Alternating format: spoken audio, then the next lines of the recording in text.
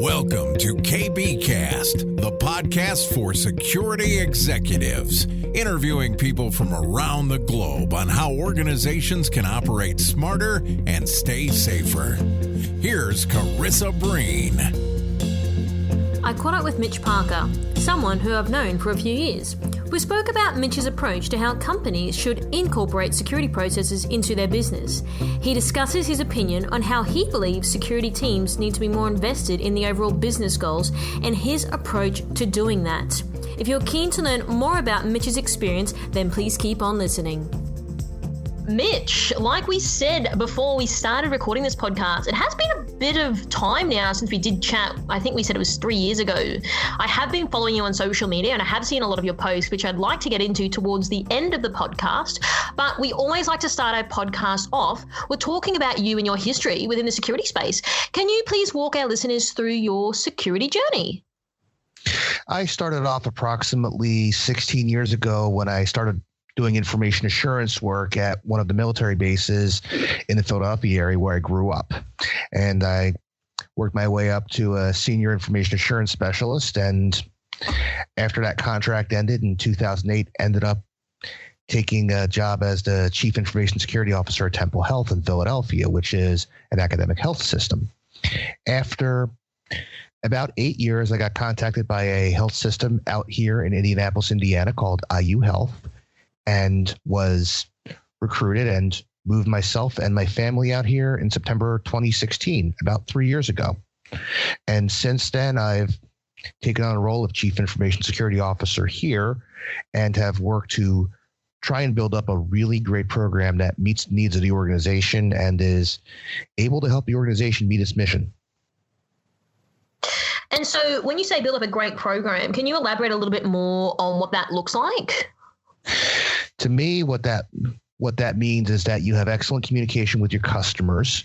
You're able to work towards assessing risk, finding out where your risks really are, building plans to address your risks, and being able to follow through. Mm-hmm. Instead of just accepting risk, what you do is you actually work towards mitigating it. And that's where I think a lot of programs fall short, is a lot of them do a good job assessing risk, but you need to actually address your risks. And it takes a lot of work to get that communicated across your organization at multiple levels and to be able to push that through to execute well enough. And to me, what that means, having an excellent program means you have an excellent team that you support, that's engaged, that's able to help you build what you need to effectively communicate to leadership and the rest of the organization what they need to do, how they need to do it, and work with them to help build it instead of trying to do it all yourself.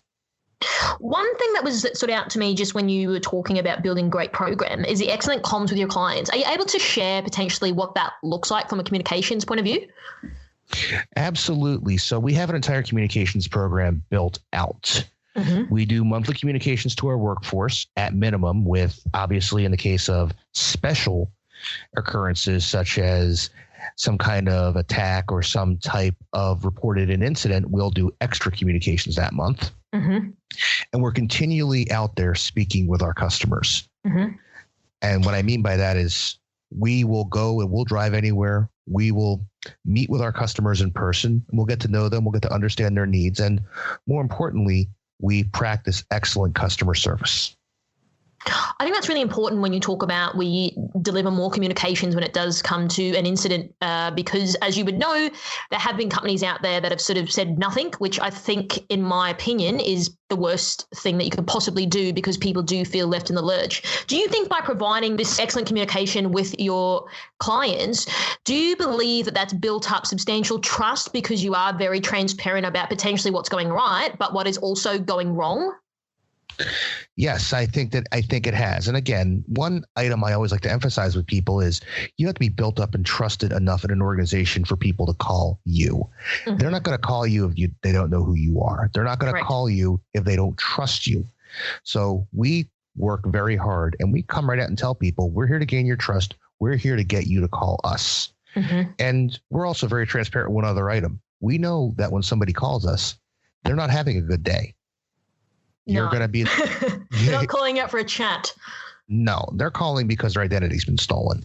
They're calling because they've had a problem with direct deposit that went to the wrong account. Mm-hmm. They're calling because someone impersonated their identity. Mm-hmm. And these are people that are very scared. They're very concerned. And obviously, they want somebody to work with them who understands and who's not going to mock them, who's not going to insult them. And they want someone that's going to tell them what's going on and what they need to do and empower them to do so. Mm-hmm. I definitely agree with that. I think that I hope people listening can take a bit of your advice and implement it in their own organization, whether that is you're on servicing clients or you are working internally, because it's an area where I believe the security industry needs to do better to be able to build and engender that trust with their clients and their customers. So, Mitch, let's jump into processes now, incorporating security into business processes specifically. Now, I know that you have great experience in doing this. Can you walk our listeners through a high-level overview of how this should look in a business? The first and most important thing you have to do is you have to look at how you're going to score your risks. What are the criteria that you're looking at? So my organization is very fortunate. They brought in a consultant to do what's called risk scoring. And what they did is they put together a set of risk scores that were multiplied together, give an aggregate risk score for every identified risk. Mm-hmm. So we've done that, and we have a simplified formula that we use. I'm presenting on next month at the Cerner Health Conference in Kansas City, Missouri. But what we do is we just take the basic formula that we have, which has about 8 elements in it, and we do a risk assessment. Can you describe the 8 elements just to break it down for everyone? Okay, let me go bring them up really, really quickly. So what we take a look at is we take a look at it with patient safety, patient experience, effect on operating income, effect on employee engagement, effect on our brand or reputation, and what we call the contagion effect. In other words, what's the maximum area that can be affected? And then we also take a look at likelihood and velocity, i.e., how fast is this would the occurrence of this happen? Mm-hmm. So obviously, as you can tell, ransomware gets pretty high. Yes.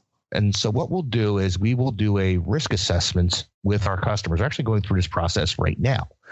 So what we do is we engage a lot of people we've identified across the workforce to help complete a HIPAA risk assessment that has a number of questions in there that are relevant for their organization and their job category. And so our current one is going to have about 250 respondents on it. And we put everything together.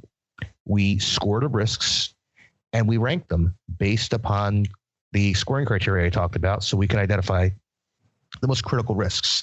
And what we'll do after that is we present those to our senior leadership, and we make plans to address the top risks as part of our strategic plan for the next year. So we'll take our top risks, we'll have scores, we'll take them to our senior leadership and say, we need funding to address these top risks that we've quantitatively identified. And this is what we're asking for. This is why we're asking for it. And this is what we hope to accomplish. So we'll submit those scores to make sure that our organization understands this is something that isn't just a pie in the sky. This comes from a number of respondents and interviews. This is how it's scored, and this is how we have to respond to address these risks. Okay. And when you're saying that these are the risks that you've done quantitatively, what's sort of the response you're getting back internally in terms of going and getting the funding when you're doing this research? We've actually had very good success when we've presented the higher scored items, because ultimately the goal of our organization is to reduce risk. Mm-hmm. And for a health system, it's to reduce risk with the patient population. So we look at this as an extension of our organization's mission. And when we present it, we talk about it in those quantitative terms, but we also talk about it in terms of patient satisfaction. We talk about it in terms of workflow. And ultimately, a lot of it comes down to brand and reputation, because we don't want to be the health system that's on the 6 o'clock news. We want to be known as a health system that takes a very proactive approach to addressing risk. And instead of just being reactive, we take that quantitative approach. And so what I've seen with a lot of risk assessments where they fall short is they don't use that quantitative scoring, because if you can show quantitatively risk Y is 100 times more likely to happen than risk X, and the effect is going to be much greater, that sticks out a lot more than just saying something's a high risk and then we should address it. Do you think that's what people are sort of showcasing when you said where a lot of people fall short? They're sort of just saying these are the risks and we've got to do something about it. They're not really sort of doing more of a in-depth analysis on why it's important, the risk to the brand and reputation, to the organization. Is that correct? That's correct. That's absolutely correct. Why do you think people do miss that? There's that gap there. Because to me, probably because I used to do this myself. I used to write all of the reporting and give it to someone to present back to the board. So maybe to me, it comes a little bit more naturally. I would think that that's quite an easy way to obtain people's buy-in, because you are showing them and being very transparent about what that actually means to them. Why do you think people aren't doing that? I think the main reason is because they just don't know how. Because this is not something they really teach about doing the quantitative risk analysis and putting it all together and presenting it in a way that the senior leadership of an organization understands. And sorry, keep going. So the only thing I was going to add to that is that's something I really impress upon my team, is that every day I talk to them, I said, you have to be prepared that when something happens, you have to talk to senior leadership, and I need you to be ready to do so. And it comes down to having good organizational discipline around how you organize and present information to people to make sure you get those points across. And what I've found is that this is not really something they teach in cybersecurity programs, but rather they teach in MBA programs. Why I wanted to interrupt you before is because it's something that basically every single person I talk to on the podcast, but even offline as well, it's the same thing. Like, yes, cool, we missed the boat because no one taught us this. And it's the same type of questioning and the same type of problems that I read online, that I hear people talking about in terms of opinion pieces around, yeah, cool, but then no one knows the language on how to engage and influence senior leadership. And I think that's a big area where I don't know if the security industry values as much, because you do need to influence these people to give you money, or else if they just see, I don't know, how many attacks were blocked or whatever it is, that doesn't really mean anything to them. And they don't really care. They care about, cool, what does that actually mean for the organization? How much money is it going to cost to me, and what's the risk? And I feel that a lot of practitioners are focusing a lot on the technical details, which is important, but it's not the main driving factor when you are engaging with a senior leader. I agree with that. I can tell you my presentations are pretty straightforward to them. First of all, in my organization, we use the SBAR communication method, which is situation, background, assessment, recommendation. Everything that goes in it has to be in that format. If there's a PowerPoint that gets developed out of it, it's got a defined format. Slide number 1 is your title. Slide number 2 is your purpose. Slide number 3 is why you're here and what the scores are and what the burning platform is to move forward. While on this topic, what I'd like to sort of dovetail into now is your opinion. Do you believe internal security teams are missing the point when it comes to what does the business need? And what I mean by that is ultimately security teams are there to help service these goals, because I kind of feel sometimes that security teams work independently when they're actually there to service the business. I believe that a lot of times, yes, security teams are at cross purposes to the nature of the business. And ultimately, being at said cross purposes will affect your relationship with the business. It's very important to understand. This is a lesson it took me several years to learn. You have to have a solution in place that meets the customer's needs before you can claim to have any kind of improvement with security. And the other point to bring across is it's not just a transactional relationship. It's got to be continual, because what you have to emphasize with risk management, it's a continual process. You're never going to be done saying you've eliminated all risks. Risks are going to change. They're going to mutate. You're going to have new ones come up. And you have to be prepared to continually meet the needs of the business in light of those growing threats. Do you think people really say we have eliminated all risks? I've heard it in person too many times for me to say otherwise. Got you. Okay. That's a really interesting point around some of the challenges. So for someone out there who's listening, who's potentially running a security team, what sort of advice would you give to ensure that they have their security team aware that they are servicing the business at the end of the day? What's some practical advice you can provide? the best advice I can give is you have to be the example for that team, and you have to talk about the mission of the organization, and you have to be able to explain the mission and values of the organization before security. And because ultimately the whole reason you're there is to protect those mission and values. That's why you're there. You're not there to practice security. You're there because the business has a need, and you're part of the risk management program to ensure that the business is able to continue operations despite adverse risks. I just laughed to myself when you said practice security. Why do you think that people think that they are there to practice security? Does that just come from a behavioral thing? Is it because people haven't been leading them effectively, so they maybe misjudge the whole reason why they're there? Because I see it time and time again. I've worked in it. I understand this whole belief. I'm just keen to get your thoughts on why people would kind of think that. So if you take a look at it, I relate this back a lot to structural theory that I learned a few years ago in grad school. And the way a lot of businesses grow is that as a business grows and matures, it stratifies, and a lot of business functions end up moving off into their own little world where a lot of them become isolated from the rest of the business.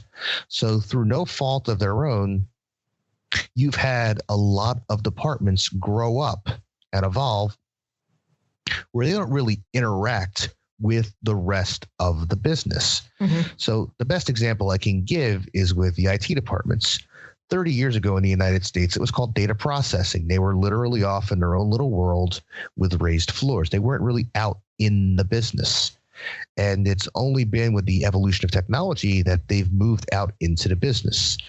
And security is relatively new, but a lot of it grew up from what's we call the infrastructure teams. So originally, a lot of security was part of infrastructure, really didn't have anything to do with the business.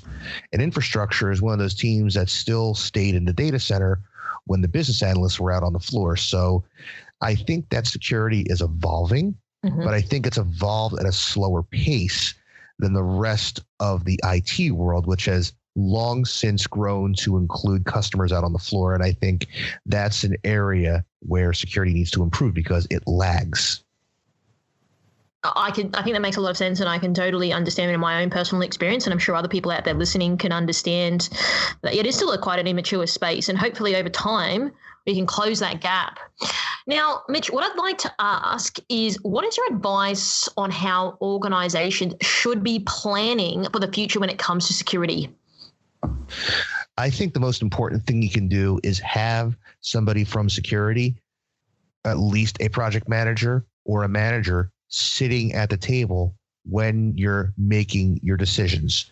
So if you have an intake process, have security be part of the intake process. If you look at acquiring something, make sure you're looking at the risks of acquiring something and you have that on the table before you commit to making that decision. A lot of the problems you find, security, I like to refer to, is a character foil that shows other characteristics.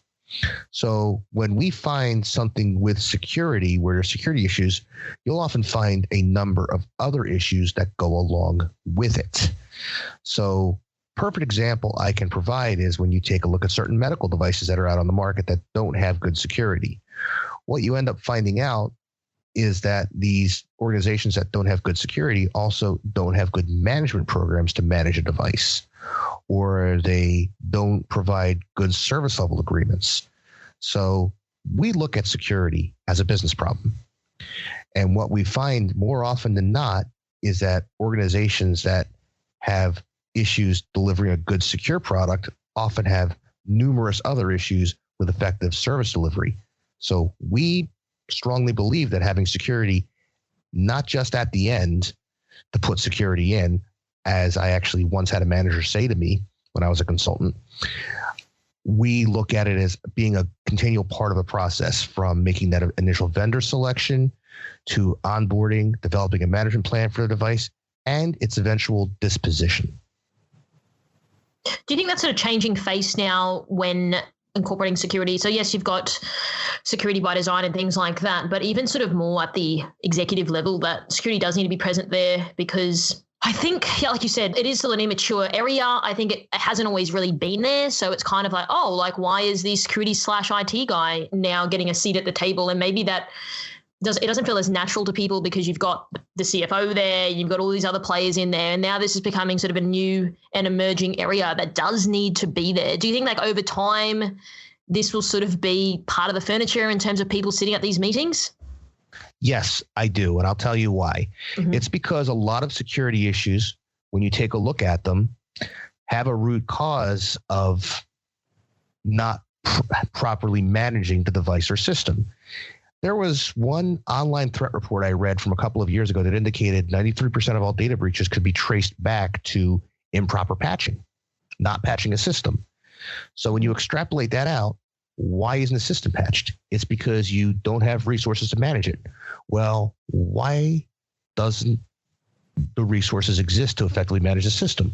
It's because when an organization, give you an example, when they do a capital budgeting process and they put in that they want X amount of dollars to buy a system and put it in place to improve the business, I've actually seen it where a lot of organizations, to get that higher percentage of return on investment to meet the goals of the organization and increase their likelihood of being selected, look at the IT and security costs as unnecessary. And I think what's ended up happening is that people have taken these costs, they've taken them off the budget proposals, they've assumed, well, IT can just do it, which leads to completely overburdened IT departments, employee disengagement, and heavily insecure systems because people are looking to get a higher return on investment to get their solution picked. So what ends up happening when you explain this to senior leadership is you trace it back to the management problem that it really is. And you talk about resolving a management issue and a resourcing issue to make sure that you are able to assess and address risks more quickly to be able to meet business needs. So we've seen a lot with budgeting. We've seen a lot with management. And I think as organizations grow to understand that you need to effectively manage these systems to keep them secure, and you just can't pick something up and have it work, then you're going to see more security people and more IT people sitting at the table collaboratively working on plans to not just bring a device in there, but maintain that device or system through its journey and life cycle to ensure that the usage of said device or system effectively mitigates risks and meets the business needs. From your understanding, what is the biggest gap when it comes to companies' security planning strategies? From what I've seen after 11 years of being a CISO has been, you've got to work with the business and you've got to work with infrastructure. You've got to talk to everybody to get an understanding of what everyone wants or needs to be able to put together a realistic plan that has a chance of success. And I think there's a lot that has to be a lot more improvement in project management. I think there's a lot more improvement in estimation and a lot more improvement in communication that has to be done to be able to meet all those needs and to be able to explain to senior leadership, this is what needs to be done and why, this is who we've spoken to, and this is the research we've done. And a lot of other areas within IS have gotten very good about what we call benchmarking. And I haven't seen the maturity level with benchmarking yet with addressing certain types of risks that I would like to see. And also with addressing security plans. I see a lot of benchmarking on products, but not on processes or why we do something. And I think as security matures, you're going to see a lot more of that and you're going to see a lot of improvement. Why do you think people aren't benchmarking when it comes to security processes? A lot of them, honestly, don't know how. One of the paradigms I've seen at IT has been that IT and data processing used to be a lot of really technical people.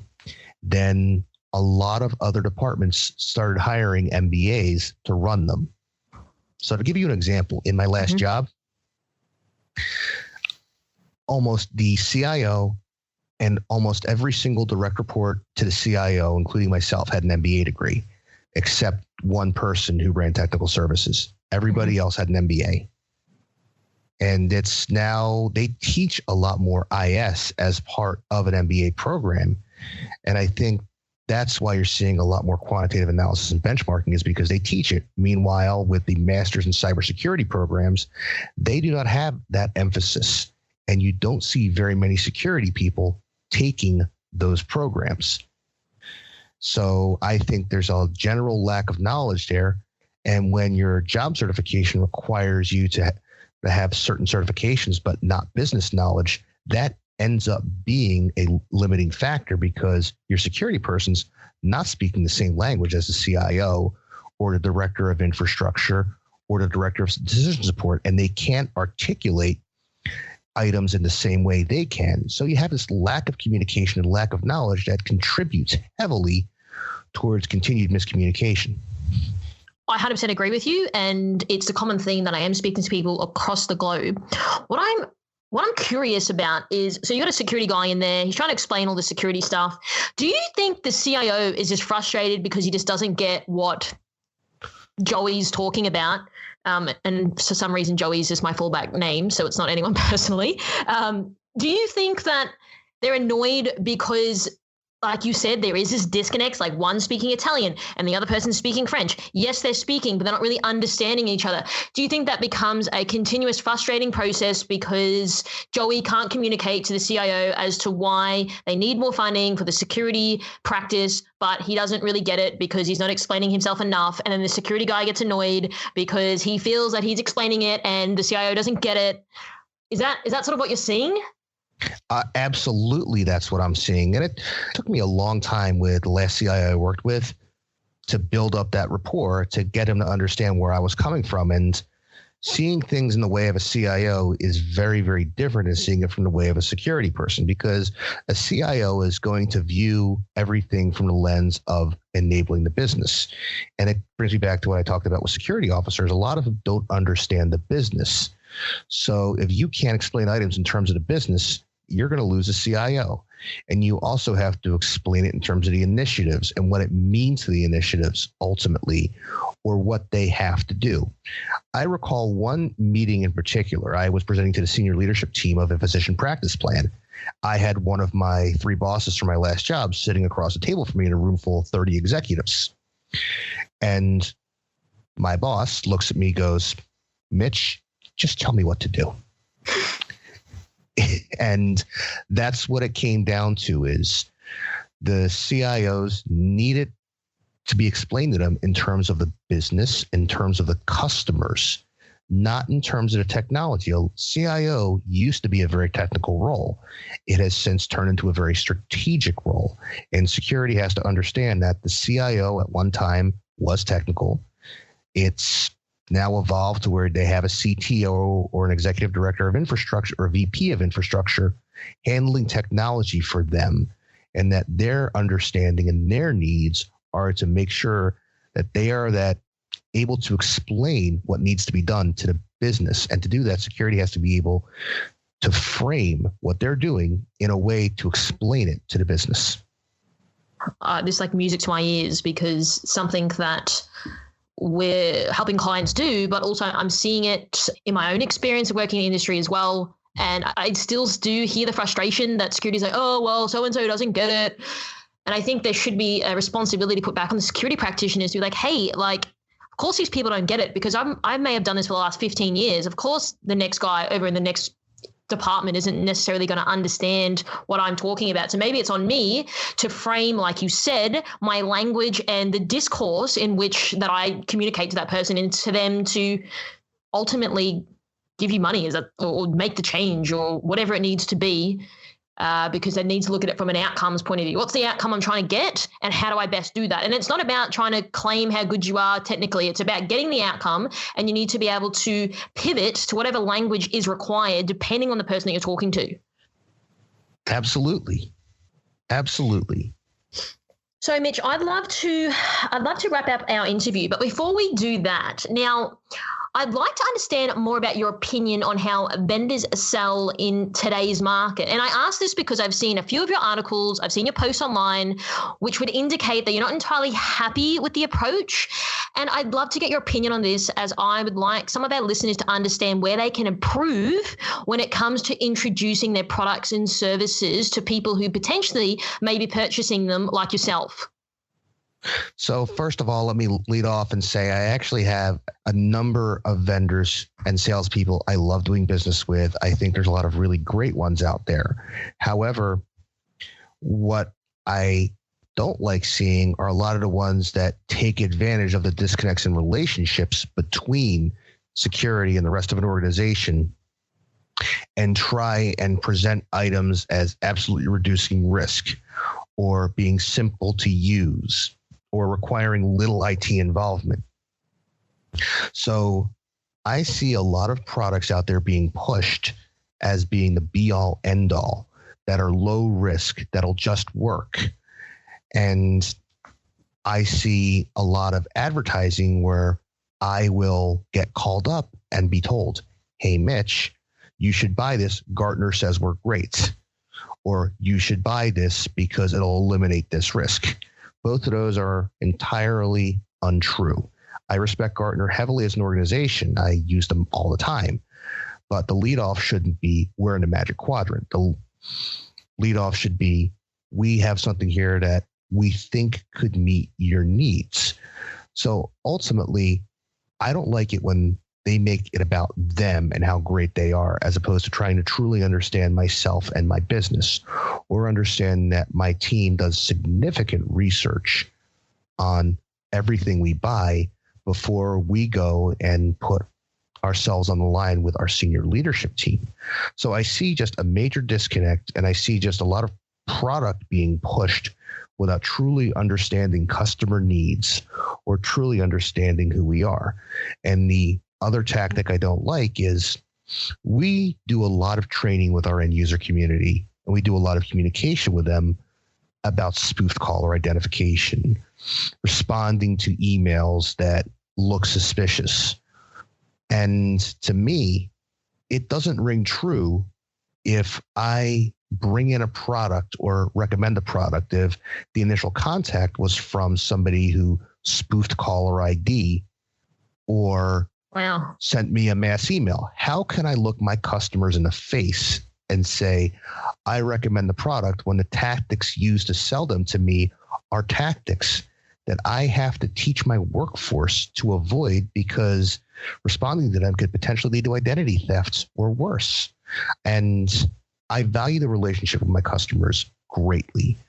And I need to be honest and transparent and open with them. And I will not deal with companies that utilize those types of tactics, because it means that, to me, that I'm not being 100% open with my customers. And my customers are a type that will call me on that immediately.